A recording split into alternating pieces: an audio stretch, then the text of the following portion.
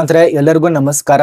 ನೋಡ್ಸ ಅಂದ್ರೆ ನಮ್ಮ ಒಂದು ಕರ್ನಾಟಕ ರಾಜ್ಯದಲ್ಲಿ ಯಾವುದೇ ಪರೀಕ್ಷೆ ಅಲ್ಲದೆ ಇಲ್ಲಿ ಸಂದರ್ಶನ ಅದನಂತರ ಮೆರಿಟ್ ಪಟ್ಟಿ ಮತ್ತು ಡಾಕ್ಯುಮೆಂಟ್ಸ್ ಪರಿಶೀಲನೆ ನಡೆಸಿ ಆಯ್ಕೆಯನ್ನು ಮಾಡ್ತಾರೆ.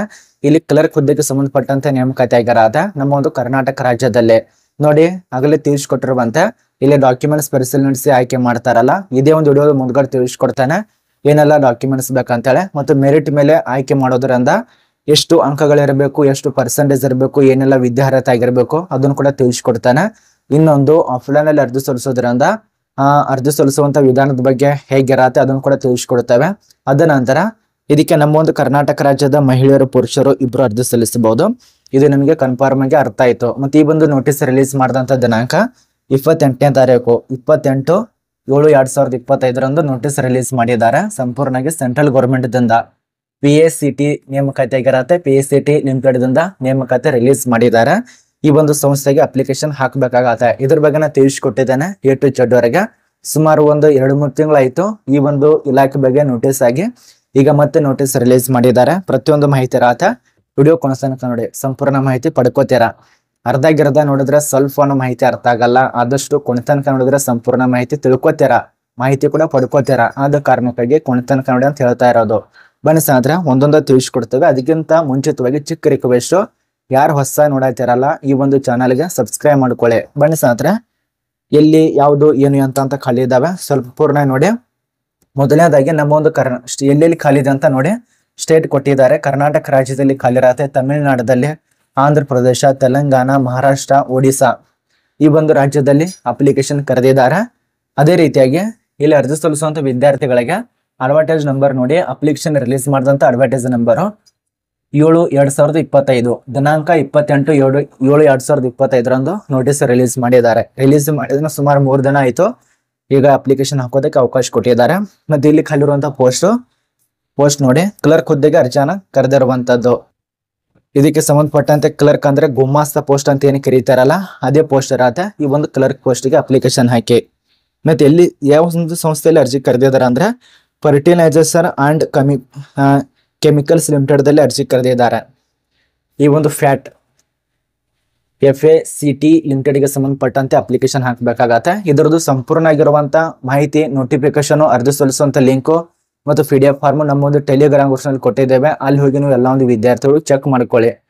ಆದಷ್ಟು ಅರ್ಜಿ ಸಲ್ಲಿಸುವಂತ ಲಿಂಕು ತೆಳಗಡೆ ಡಿಸ್ಕ್ರಿಪ್ಷನ್ ಭಾಷೆನಲ್ಲಿ ಕೂಡ ಇರತ್ತೆ, ಚೆಕ್ ಮಾಡ್ಕೊಳ್ಳಿ. ಬನ್ನಿ ಸ್ನೇಹಿತರೆ, ಇದ್ರ ಬಗ್ಗೆ ಏನೆಲ್ಲ ಮಾಹಿತಿ ರೂಲ್ಸ್ ಕೊಟ್ಟಿದ್ದಾರೆ ಒಂದೊಂದ ತಿಳಿಸ್ಕೊಡ್ತಾನೆ.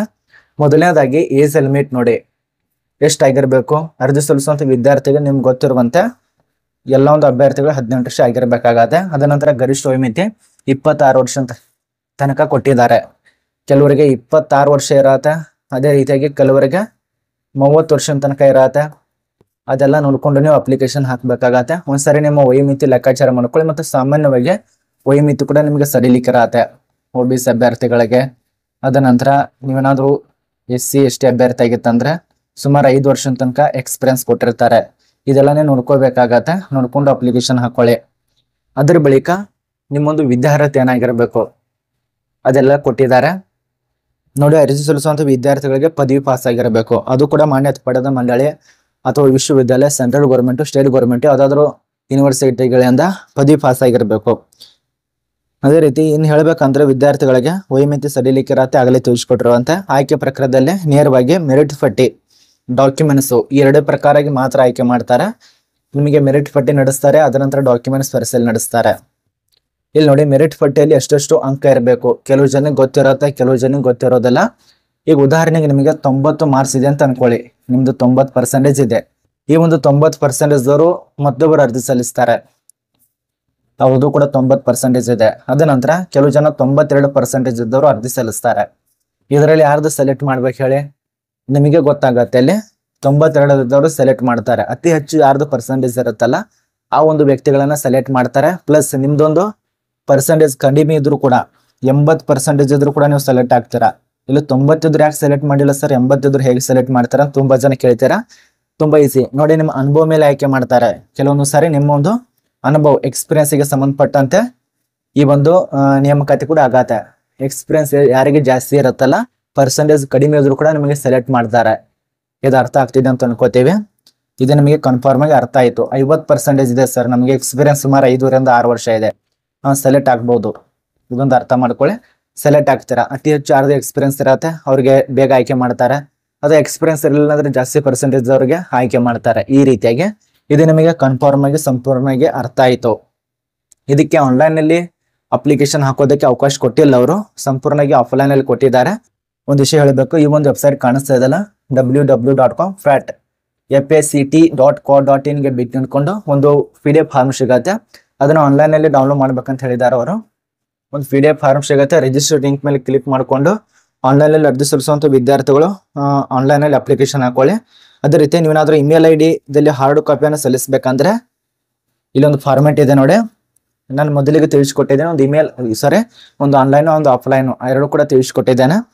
ಅದ್ರ ಬಗ್ಗೆ ಅರ್ಥ ಆಗಿರುತ್ತೆ. ಒಂದು ರಿಜಿಸ್ಟರ್ ನಂಬರ್ ಇರುತ್ತೆ, ಅದನ್ನೆಲ್ಲ ಹಾಕೊಂಡು ಹಾರ್ಡ್ ಕಾಪಿಗಳು ಸಲ್ಲಿಸಬೇಕಾಗುತ್ತೆ. ಆ ಒಂದು ಕಾಪಿಯಲ್ಲಿ ಏನೇನು ತುಂಬಬೇಕಂತ ಮುಂದುಗಡೆ ತಿಳಿಸ್ಕೊಡ್ತೇನೆ, ಅದು ಕೂಡ ಕಳಿಸ್ಕೊಟ್ಟಿದ್ದಾರೆ.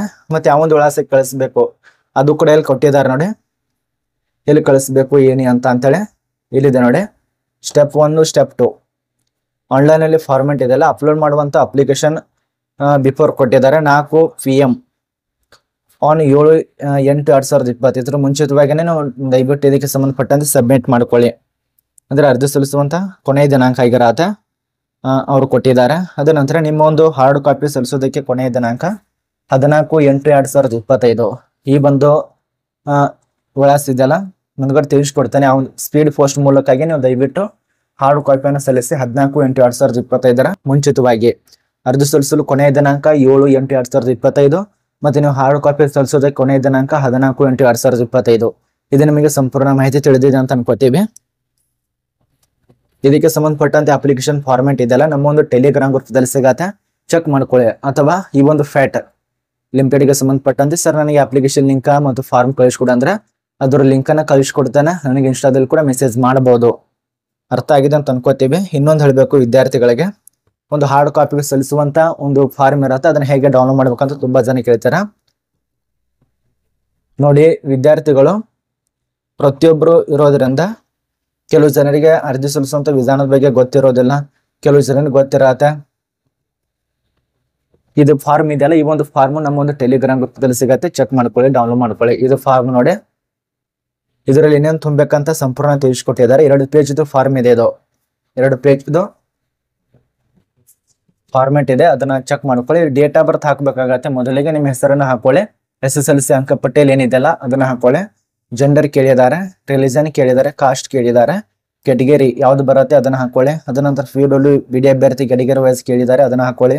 ಎಕ್ಸ್ ಸರ್ವಿಸ್ ಮ್ಯಾನ್ ಇತ್ತಂದ್ರೆ ಎಸ್ ಅನ್ನುವಂತ ಅದನ್ನ ಹಾಕ್ಬೇಕಾಗತ್ತೆ. ಅದರ ಫಾರ್ಮ್ ಸರ್ವಿಸ್ ಅದನ್ನೆಲ್ಲ ಹಾಕಬೇಕು. ಆಧಾರ್ ಕಾರ್ಡ್ ಸಂಖ್ಯೆಗಳು ನಿಮ್ಮ ಒಂದು 1 ರಿಂದ 12 ತನಕ ಆಧಾರ್ ಕಾರ್ಡ್ ಸಂಖ್ಯೆಗಳನ್ನ ಹಾಕೊಳ್ಳಿ. ಅದ್ರ ಬಳಿಕ ನೀವು ಮದುವೆ ಆಗಿದ್ದೀರಾ ಇಲ್ಲ ಅಂತ ಅದನ್ನ ಕೇಳ್ತಾರೆ. ಈ ಒಂದು ಮದುವೆ ಆಗಿದ್ದೀರಾ ಇಲ್ಲ ಅಂತ ಕೇಳ್ತಾರೆ, ನೋ ಅಥವಾ ಎಸ್ ಅಂತ ಹಾಕೊಳ್ಳಿ. ಅದನಂತರ ಫಾದರ್ ಹೆಸರನ್ನ ಹಾಕೊಳ್ಳಿ, ನಿಮ್ಮ ಫಾದರ್ ಹೆಸರು ಏನಿದೆ ಅದನ್ನ, ತಂದೆ ತಾಯಿ ಹೆಸರು ಹಾಕೊಳ್ಳಿ ಇಲ್ಲಿ. ಅದನಂತರ ಅಡ್ರೆಸ್ ಹಾಕ್ಬೇಕಾಗತ್ತೆ, ಕರೆಕ್ಟಾಗಿ ಅಡ್ರೆಸ್ ಹಾಕೊಳ್ಳಿ. ನಿಮ್ಮ ಒಂದು ಮೆಂಬರ್ ಎಪಿಕೋ ನಂಬರು, ಅದನಂತರ ನಿಮ್ಮ ಒಂದು ASI ನಂಬರು, ಅನುಭವದವರಿಗೆ ಸಂಬಂಧಪಟ್ಟಂತೆ ಎಲ್ಲ ಹಾಕ್ಬೇಕಾಗತ್ತೆ. ಎಜುಕೇಶನ್ ಕೇಳಿದ್ದಾರೆ, ಆ ಒಂದು ಎಜುಕೇಶನ್ ಫಾರ್ಮೆಟ್ಗಳನ್ನ ಇಲ್ಲಿ ಸರಿಯಾಗಿ ತುಂಬ್ಕೊಳ್ಳಿ. ಇದು 2ನೇ ಫಾರ್ಮು. ನಿಮ್ಮ ಒಂದು ಅನುಭವದವರಿಗೆ ಸಂಬಂಧಪಟ್ಟಂತೆ ಆಗಲೇ ತಿಳಿಸ್ಕೊಟ್ಟಿನಲ್ಲ, ಅನುಭವ ಯಾರಿಗಿರತ್ತೆ ಅವ್ರ ಅಪ್ಲಿಕೇಶನ್ ಹಾಕಿ ಜಾಸ್ತಿ ಆಯ್ಕೆ ಮಾಡ್ತಾರೆ. ಎಕ್ಸ್ಪೀರಿಯನ್ಸ್ ಡೀಟೇಲ್ಸ್ ಹಾಕ್ಬೇಕಾಗತ್ತೆ, ಹೆಸರು, ಅದನಂತರ ನಿಮ್ಮ ಒಂದು ಹೋಲ್ಡ್ ಏನೆಲ್ಲ ಇದೆಯಲ್ಲ, ಎಷ್ಟು ವರ್ಷ, ಎಲ್ಲಿ, ಯಾವ ಜಾಗ, ಯಾವ ಇಲಾಖೆ, ಏನು ಅಂತ ರಿಜಿಸ್ಟರ್ ಸಂಖ್ಯೆ ಎಲ್ಲ ಕೂಡ ಹಾಕೋಬೇಕು. ಈ ಒಂದು ಹಾರ್ಡ್ ಕಾಪಿಯನ್ನು ಎಲ್ಲಿ ಸಲ್ಲಿಸಬೇಕಂದ್ರೆ DGM HR ಇಲಾಖೆ, FPDO ಕಟ್ಟಡ, ಫ್ಯಾಟ್ ಉದ್ಯೋಗ ಮಂಡಲ, FIN 683501 ಇದಕ್ಕೆ ಸಂಬಂಧಪಟ್ಟಂತೆ ಕಳಿಸ್ಬೇಕಾಗತ್ತೆ. ಇದರದ್ದು ಆಫೀಸಿಯಲ್ ಆಗಿರುವಂತ ವಿಳಾಸ ಕೂಡ ನಮ್ಮ ಒಂದು ಟೆಲಿಗ್ರಾಮ್ ಗ್ರೂಪದಲ್ಲಿ ಸಿಗತ್ತೆ, ಅಲ್ಲಿ ಹೋಗಿ ನೀವೆಲ್ಲ ಡೌನ್ಲೋಡ್ ಮಾಡಿಕೊಂಡು ಹೆಚ್ಚಿನ ಮಾಹಿತಿಯನ್ನು ಪಡೆದುಕೊಳ್ಳಿ. ಇದು ನಮ್ಮ ಒಂದು ಭಾರತದಲ್ಲಿ ಕೆಲಸ ಇರೋದ, ಇಷ್ಟೇ ಪೋಸ್ಟ್ ಅಷ್ಟೇ ಪೋಸ್ಟ್ ಅಂತ ಯಾವುದೇ ರೀತಿಯಾಗಿ ನೇಮಕಾತಿ ಮಾಡಿಲ್ಲ ಅವರು. ಟೋಟಲ್ ಆಗಿ 4 ರಿಂದ 5 ರಾಜ್ಯದಲ್ಲಿ ಅರ್ಜಿ ಕರೆದಿದ್ದಾರೆ. ಕ್ಲರ್ಕ್ ಹುದ್ದೆಗಳು ಆಯ್ಕೆ ಆದ್ರೆ ನಿಮಗೆ 25,000 ತನಕ ಸ್ಯಾಲ್ರಿ ಕೊಡ್ತಾರೆ. ಪ್ರತಿ ತಿಂಗಳು ಸ್ಯಾಲ್ರಿ ನಿಮಗೆ 25,000 ತನಕ ಸಿಗತ್ತೆ. ಏನು ಹೇಳೋದು ಅವಶ್ಯಕತೆನೇ ಇಲ್ಲ, 25,000 ತನಕ ಸ್ಯಾಲ್ರಿ ಸಿಗತ್ತೆ ಮತ್ತು ವೇತನ ಕೂಡ ಜಾಸ್ತಿ ಮಾಡ್ತಾರೆ. ಇದರಲ್ಲಿ ನಿಮಗೆ ಸಂಪೂರ್ಣ ಮಾಹಿತಿಯನ್ನು ತಿಳಿಸ್ಕೊಡೋದಕ್ಕೆ ಪ್ರಯತ್ನ ಮಾಡಿದ್ದೇನೆ A to Z ವರೆಗೆ. ಏನೋ ಡೌಟ್ ಇತ್ತಂದ್ರೆ ಕಮೆಂಟ್ ಅಂತ ತಿಳಿಸಿ. ಏನು ಮಾತ್ರ ನೀವು ಅರ್ಜಿ ಸಲ್ಲಿಸೋದು ಮಾತ್ರ ಬಾಕಿ ಉಳಿದಿದೆ. ಈಗ ಎಕ್ಸ್ಪ್ರೆಸ್ ಆದಂಥ ವ್ಯಕ್ತಿಗಳು ಅಪ್ಲಿಕೇಶನ್ ಹಾಕಿ ಇಷ್ಟೇ ಪೋಸ್ಟ್ ಅಷ್ಟೇ ರೀತಿಯ ಯಾವುದೇ ರೀತಿಯ ಕೊಟ್ಟಿಲ್ಲ ಅವರು. ಸುಮಾರು 50ರಿಂದ 60, 70, 1,000, 2,000, 3,000 ಈ ರೀತಿಯಾಗಿ ಎಷ್ಟು ನೀವು ನೇಮಕಾತಿಗೆ ಅರ್ಜಿ ಸಲ್ಲಿಸ್ತಾರಲ್ಲ ಎಲ್ಲರನ್ನು ಸೆಲೆಕ್ಟ್ ಮಾಡಿ ಅದರಲ್ಲಿ ಯಾರು ಸೆಲೆಕ್ಟ್ ಆಗ್ತಾರಲ್ಲ ಅವರನ್ನ ನೇಮಕಾತಿ ಮಾಡ್ಕೋತಾರೆ. ಅರ್ಥ ಆಗಿದೆ ಅಂತ ಅನ್ಕೋತೀವಿ. ಏನೇ ಡೌಟ್ ಇತ್ತಂದ್ರೆ ನಿಂಗೆ ಇಷ್ಟ ಆದರೂ ಅಥವಾ ಟೆಲಿಗ್ರಾಮು ಅಥವಾ ಕಮೆಂಟ್ನಲ್ಲಿ ಮೆಸೇಜ್ ಮಾಡಿ. ವಿಡಿಯೋ ನೋಡೋದಕ್ಕೆ ಎಲ್ಲರಿಗೂ ಧನ್ಯವಾದಗಳು.